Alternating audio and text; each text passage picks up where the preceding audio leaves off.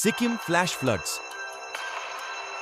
सिक्किम में तबाही आने की वजह बादल फटना बताई जा रही है।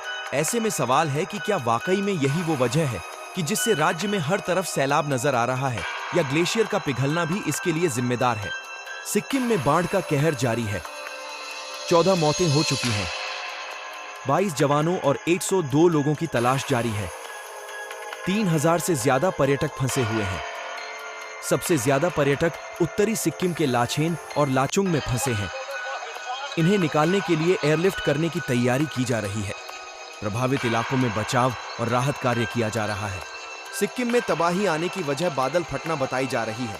ऐसे में सवाल है कि क्या वाकई में यही वो वजह है कि जिससे राज्य में हर तरफ सैलाब नजर आ रहा है, या ग्लेशियर का पिघलना भी इसके लिए जिम्मेदार है। Sikkim state disaster management authority (SSDMA) की रिपोर्ट के मुताबिक सिक्किम में बाढ़ तब आई जब राज्य में लगातार बारिश के कारण नॉर्थ वेस्ट इलाके में 17,000 फीट की ऊंचाई पर बनी ग्लेशियर लेक बेकाबू हो गई। इससे राज्य के निचले हिस्से में तेजी से पानी पहुंचने लगा।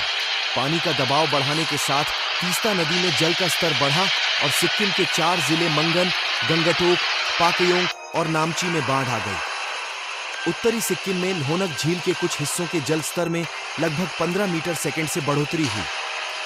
यह 227 मीटर के निशान को पार कर गया, जो खतरे के स्तर से लगभग 3 मीटर ऊपर था।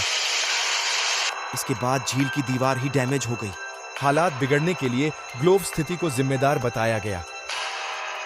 यह स्थिति क्या है, अब इसे भी समझ लेते हैं।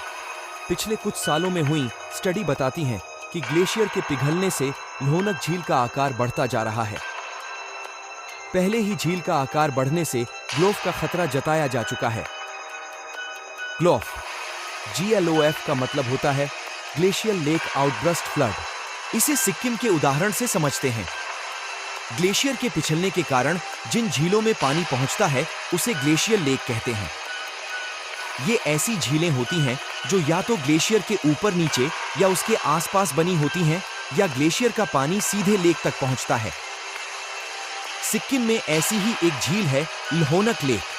ऐसी झीलों का आकार बढ़ना खतरनाक होता है क्योंकि इनमें बर्फ के साथ टूटी हुई चट्टानें और भारी मात्रा में मलबा होता है। जब ये झीलें अपना दायरा तोड़ती हैं तो तबाही लाती हैं। ऐसा होने की स्थिति को ही ग्लोफ कहते हैं। ऐसे मामलों में पहाड़ों या ऊपरी हिस्सों से सीधे निचले हिस्से में पानी पहुंचता है। इंडियन एक्सप्रेस की रिपोर्ट के मुताबिक ग्लोफ की स्थिति कई वजहों से बन सकती है। बारिश बहुत ज्यादा होने पर, भूकंप आने पर या हिमस्खलन होने पर। ग्लेशियल झीलें अक्सर खड़ी और पहाड़ी क्षेत्रों में होती हैं, जिसका मतलब है कि भूस्खलन या हिमस्खलन हुआ तो निचले हिस्से में पानी की तबाही मचेगी। नतीजा निचले हिस्से में बाढ़ आ जाती है। 2013 में ऐसी ही एक घटना उत्तराखंड के केदारनाथ में हुई थी, जब इस क्षेत्र में चौराबाड़ी ताल हिमनद झील के कारण ग्लोफ के साथ अचानक बाढ़ आई थी, जिसमें हजारों लोग मारे गए थे।